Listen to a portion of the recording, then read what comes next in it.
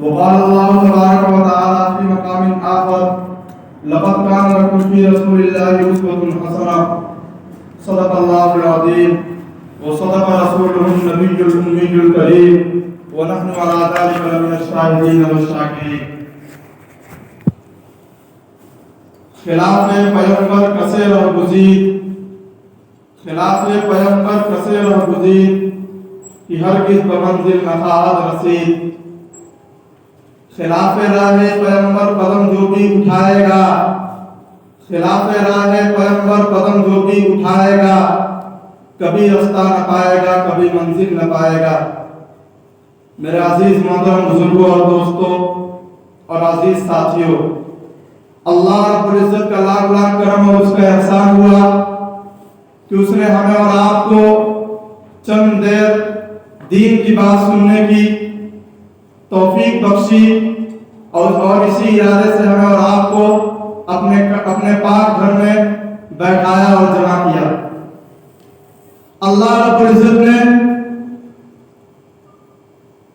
انسانوں کو دنیا کے اندر بھیجا تو ایک ضابطہ اور ایک قانون دے کر بھیجا. پیغمبر دو عالم صلی اللہ علیہ وسلم کی آمد کے بعد اللہ رب العزت نے جو ضابطہ اور قانون نازل کیا، آپ صلی اللہ علیہ وسلم پر جس قرآن کا نزول فرمایا، اس کے اندر اللہ رب العزت نے فرمایا وَمَا آتَاكُمُ الرَّسُولُ فَخُذُوهُ وَمَا نَهَاكُمْ عَنْهُ فَانْتَهُوا، کہ اے لوگو، اے اپنے آپ کو مسلمان کہنے والوں، پیغمبر دو عالم صلی اللہ علیہ وسلم تمہارے لیے نمونہ اور آئیڈیل ہے. جس چیز کا پیغمبر صلی اللہ علیہ وسلم تمہیں حکم دے رہے ہیں، جس کام کو کرنے کا پیغمبر صلی اللہ علیہ وسلم حکم دے رہے ہیں اور اس کی تاکید کر رہے ہیں، جس کو کرنے کی نصیحت کر رہے ہیں، تمہیں اس کام کو کرنا ہے اور مضبوطی کے ساتھ اس پر عمل کرنا ہے. وَمَا نَهَاكُمْ عَنْهُ فَانْتَهُوا، اور پیغمبر دو عالم صلی اللہ علیہ وسلم جس کام سے تمہیں منع کر رہے ہیں، جس کام سے پیغمبر صلی اللہ علیہ وسلم نے روک دیا ہے، تمہیں وہ کام نہیں کرنے ہیں اور تمہیں اس سے بچنے کی کوشش کرنی ہے اور اس سے بچنی ہے. دوسری جگہ اللہ رب العزت نے فرمایا لَقَدْ كَانَ لَكُمْ فِي رَسُولِ اللَّهِ أُسْوَةٌ حَسَنَةٌ، کہ اے لوگو، پیغمبر عالم صلی اللہ علیہ وسلم تمہارے لیے ایک نمونہ اور آئیڈیل ہے. آپ صلی اللہ علیہ وسلم کے اعمال و افعال کو اپنے اندر اپنا لو. آپ صلی اللہ علیہ وسلم کے اعمال و افعال کے مطابق اپنی زندگی گزار لو. آپ صلی اللہ علیہ وسلم نے جس کام کو کرنے کا حکم دیا اسے کر لو، اور جس سے تمہیں روکا ہے اس سے تم بچ جاؤ اور رک جاؤ، کیونکہ آپ صلی اللہ علیہ وسلم تمہارے لیے ایک نمونہ اور آئیڈیل ہے. چنانچہ جب آپ صلی اللہ علیہ وسلم کو اللہ رب العزت نے اپنا نبی منتخب فرمایا، آپ صلی اللہ علیہ وسلم اپنے قوم کے لوگوں کو کوئی صفا پر جمع کیے، اور جمع کرنے کے بعد آپ صلی اللہ علیہ وسلم نے اپنے قوم کے لوگوں سے فرمایا کہ میں اتنے عرصے تمہارے درمیان رہا تھا، اب تک میرا بچپن تمہارے درمیان میں گزرا ہے، میری جوانی تمہارے درمیان میں گزری ہے. اے قوم قریش، اے مکہ والو، بتاؤ اس درمیان تم نے مجھے سچا پایا ہے یا جھوٹا پایا ہے؟ وہ قوم قریش جو آپ صلی اللہ علیہ وسلم کے دشمن تھے، وہ لوگ جو آپ صلی اللہ علیہ وسلم کے خون کے پیاسے تھے، آپ صلی اللہ علیہ وسلم کے اعلان کرنے کے بعد جو لوگ ان کے دشمن ہوئے، آپ صلی اللہ علیہ وسلم کو مکہ سے مدینہ ہجرت کرنے پر مجبور کر دیا. ان لوگوں کے سامنے آپ صلی اللہ علیہ وسلم نے کہا تھا کہ میں ایک عرصہ تمہارے درمیان رہا، بتاؤ تم نے مجھے سچا پایا ہے یا جھوٹا پایا ہے؟ قوم قریش نے جواب دیا کہ محمد صلی اللہ علیہ وسلم، ہم نے آپ کو طرح طرح سے آزمایا،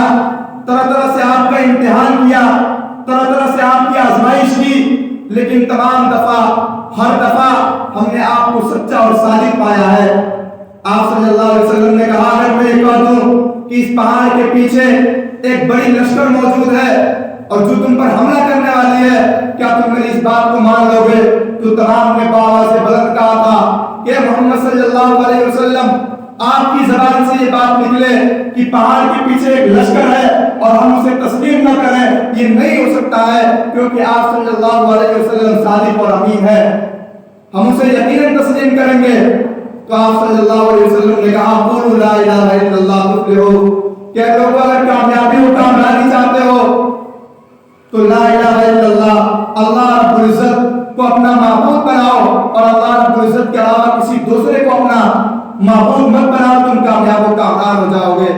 میرے دوستو، اس سے بتانا یہ ہے کہ جس نبی آخر الزمان صلی اللہ علیہ وسلم کی بات پر آپ صلی اللہ علیہ وسلم کے دشمن، جس نبی صلی اللہ علیہ وسلم کی بات پر آپ صلی اللہ علیہ وسلم کے ساتھ رہنے والے، آپ صلی اللہ علیہ وسلم کے ہم عصر، آپ صلی اللہ علیہ وسلم سے بڑے، آپ صلی اللہ علیہ وسلم کے قوم کے بڑے بڑے سردار جس نبی صلی اللہ علیہ وسلم کی بات کو مان رہے ہیں اور انہوں نے یہ کہا کہ آپ صلی اللہ علیہ وسلم جو کہتے ہیں وہی سچا ہے، آپ صلی اللہ علیہ وسلم جھوٹ نہیں بول سکتے ہیں، بھلا بتائیے ہمیں اور آپ کو اس نبی صلی اللہ علیہ وسلم کی بات میں شک نہیں کرنی چاہیے اور آپ صلی اللہ علیہ وسلم کی تعلیمات کے مطابق اپنی زندگی گزارنی چاہیے۔ قرآن نے کہا لقد کان لکم فی رسول اللہ اسوۃ حسنہ، کہ لوگوں نبی پاک صلی اللہ علیہ وسلم تمہارے لیے ایک آئیڈیل اور نمونہ ہے۔ چنانچہ آج ہمارا جو یہاں جمع ہوئے ہیں، آج مغرب کے بعد سے شب برات کا آغاز ہوا ہے، چونکہ عربی میں سب سے پہلے رات آتی ہے، رات کے بعد سے دن آتا ہے،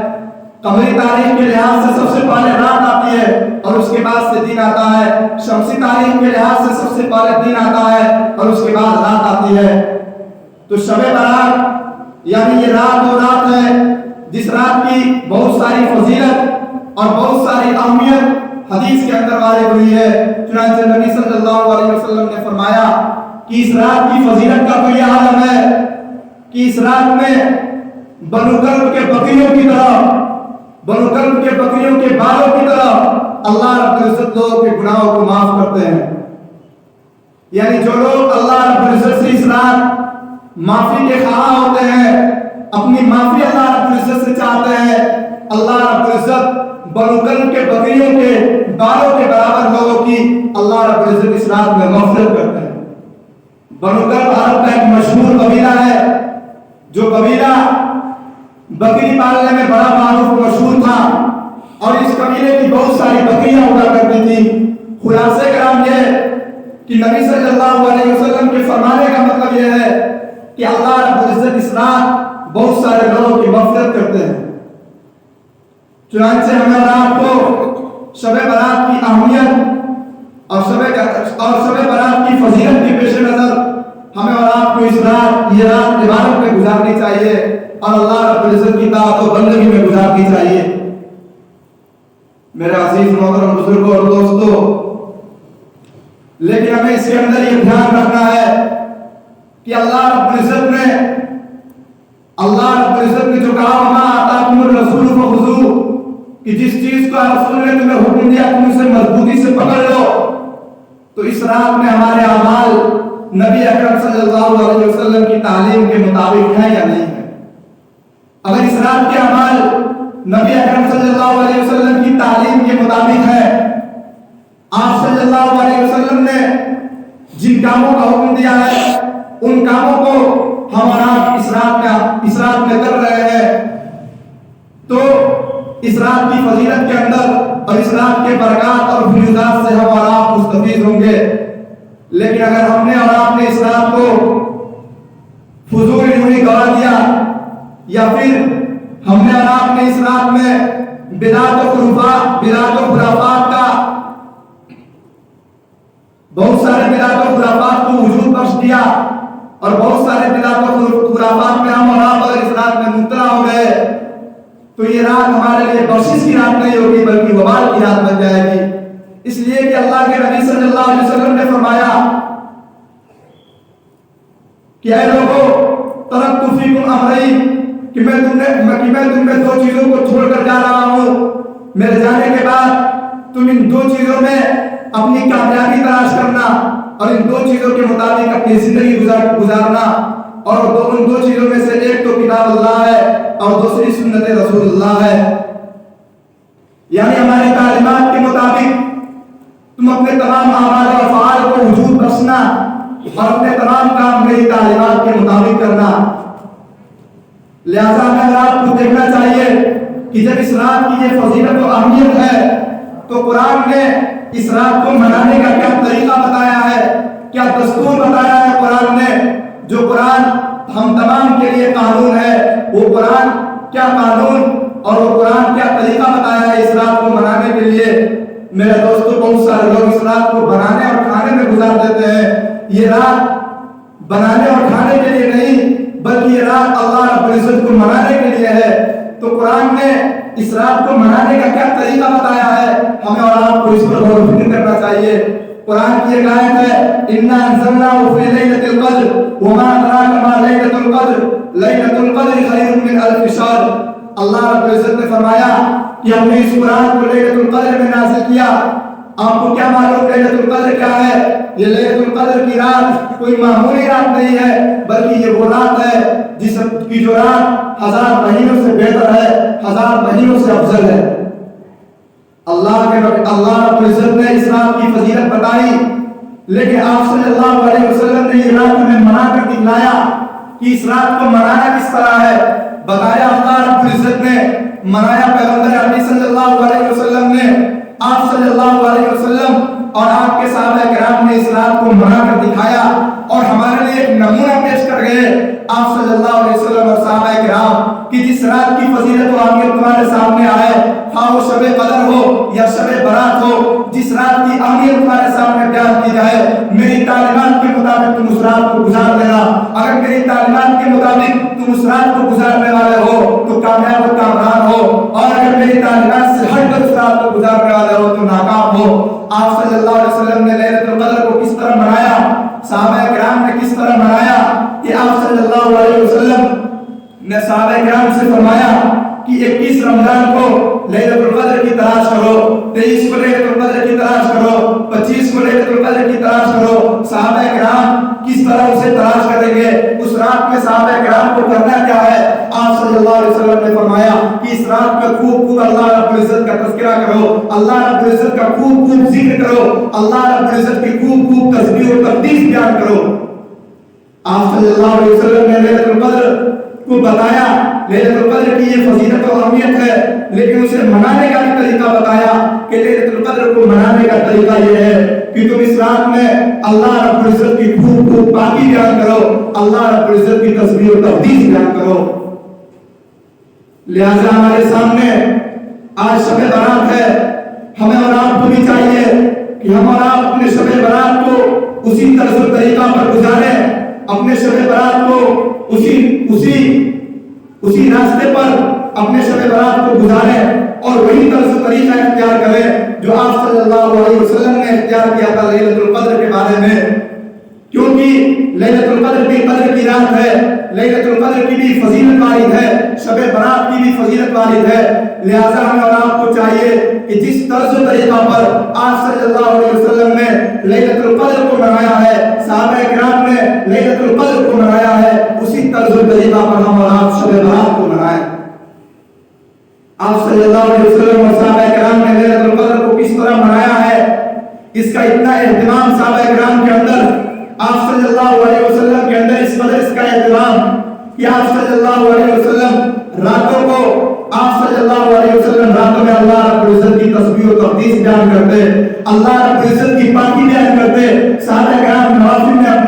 اپنے رات گزار دیا کرتے تھے کہ کہیں یہ رات لیلۃ القدر کی رات ہو, اگر یہ رات لیلۃ القدر کی رات ہو گئی تو 1000 مہینوں سے ہمارے لیے بہتر ہوگا اور 1000 مہینوں سے زیادہ عبادت کا ہمیں ثواب ملے گا. لہذا ہمیں بھی چاہیے کہ جس طرز و طریقہ پر اس فضیلت والی رات یعنی لیلۃ القدر کو صحابہ کرام نے منایا اور آپ صلی اللہ علیہ وسلم نے جس طرز و طریقہ پر منانے کا حکم دیا اور منانے کے لیے بتایا, وہی طرز و طریقہ ہم شب برات کے لیے بھی اختیار کریں. یعنی آپ صلی اللہ علیہ وسلم کے نقش قدم پر چلتے ہوئے, صحابہ کرام کے نقش قدم پر چلتے ہوئے اس رات کو اللہ رب العزت کی تسبیح و تقدیس بیان کی جائے, اس رات میں نوافل کا اہتمام کیا جائے, اس رات میں اللہ رب العزت کی پاکی بیان کی جائے. اس رات کی من جملہ فضیلتوں میں سے احادیث میں سے ایک حدیث ہے، کتب احادیث میں ایک حدیث ہے، آپ صلی اللہ علیہ وسلم نے فرمایا کہ اللہ رب العزت ہر روز پہلی پہر میں، رات کے آخری پہر میں، اللہ رب العزت ہر روز رات کے آخری پہر میں آسمان دنیا پر اپنی توجہ مبذول کرتے ہیں۔ آسمان دنیا پر اللہ رب العزت کی آمد ہوتی ہے، جسے حدیث میں آمد سے تعبیر کیا جاتا ہے کہ اللہ رب العزت وہاں آتے ہیں، یعنی اللہ رب العزت اپنی رحمت وہاں متوجہ کرتے ہیں، اللہ رب العزت جلوہ گر ہوتے ہیں۔ ہر رات کی تو یہ فضیلت کہ ہر رات میں اللہ رب العزت آخری عشرے میں اللہ رب العزت آسمان دنیا پر آتے ہیں، لیکن یہ شب برات کی رات ایک ایسی رات ہے جس رات میں اللہ رب العزت شروع سے ہی اللہ رب العزت آسمان دنیا پر جلوہ گر ہوتے ہیں، شروع سے ہی اپنی رحمت آسمان دنیا پر مبذول کرتے ہیں۔ اور جس طرح اللہ رب العزت تمام راتوں کے آخری عشرے میں اللہ رب العزت اپنے بندوں سے فریاد کرتے ہیں، اپنے بندوں سے کہتے ہیں ہے کوئی اس رات میں مغفرت طلب کرنے والا، ہے کوئی اس رات میں اپنے گناہوں کی معافی چاہنے والا، ہے کوئی اس رات میں ہم سے مانگنے والا، ہے کوئی اس رات میں ہماری بندگی کرنے والا، ہے کوئی اس رات میں ہمیں راضی کرنے والا۔ لیکن شب برات کے اندر اللہ رب العزت شروع سے ہی اللہ رب العزت آسمان دنیا پر اپنی توجہ اور اپنی رحمت مبذول کرتے ہیں، شروع سے ہی اپنی رحمت متوجہ کرتے ہیں آسمان دنیا پر، اور شروع رات سے ہی اللہ رب العزت آسمان دنیا پر اپنی رحمت مبذول کرتے ہوئے اللہ رب العزت اپنے بندوں سے کہتے ہیں ہے کوئی ہم سے مانگنے والا، ہے کوئی ہم سے مغفرت طلب کرنے والا، ہے کوئی ہم سے اپنے گناہوں کی معافی کرنے والا، ہے کوئی ہم سے اپنے گناہوں کی معافی مانگنے والا، ہے کوئی جو اپنے گناہوں پر نادم ہو میں اس کے گناہوں کو معاف کر دوں گا۔ لیکن آپ صلی اللہ علیہ وسلم نے جہاں اس شب برات کی فضیلت بتائی، وہی آپ صلی اللہ علیہ وسلم نے فرمایا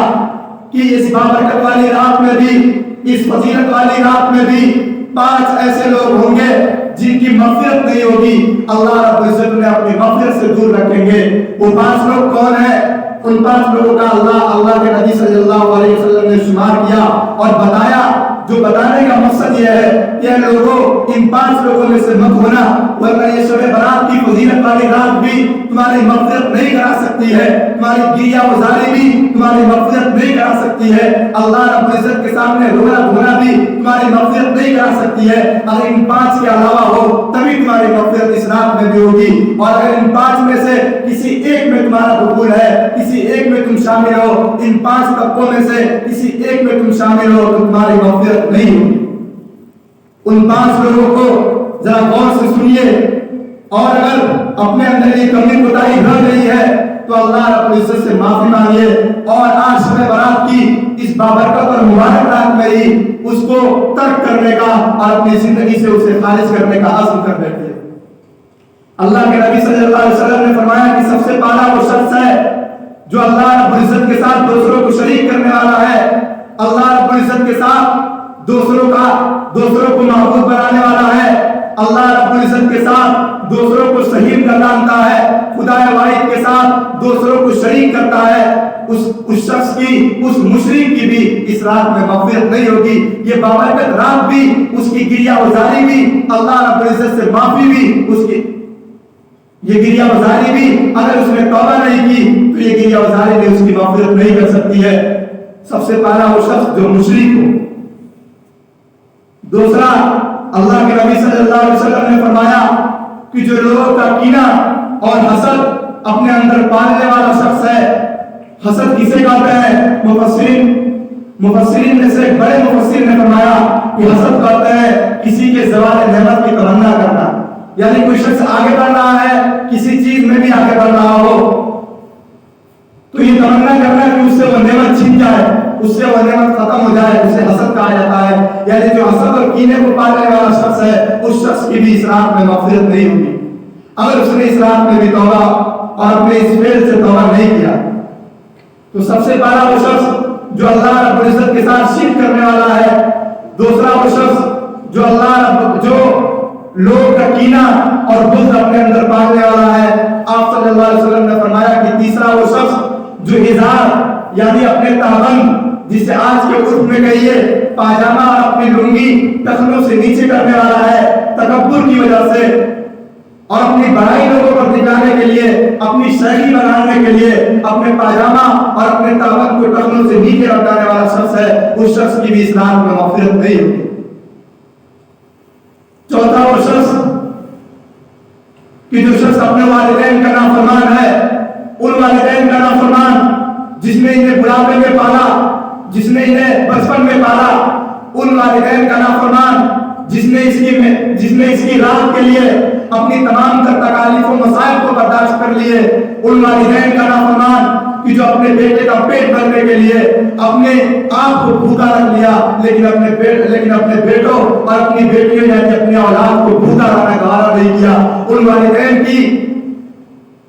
نافرمانی کرنے والا، ان والدین کے دل کو توڑنے والے شخص کی بھی اس رات میں مغفرت نہیں ہوگی اگر اس نے صرف دل سے اس فعل سے توبہ نہیں کیا۔ پانچواں وہ شخص جو شراب کا عادی ہے،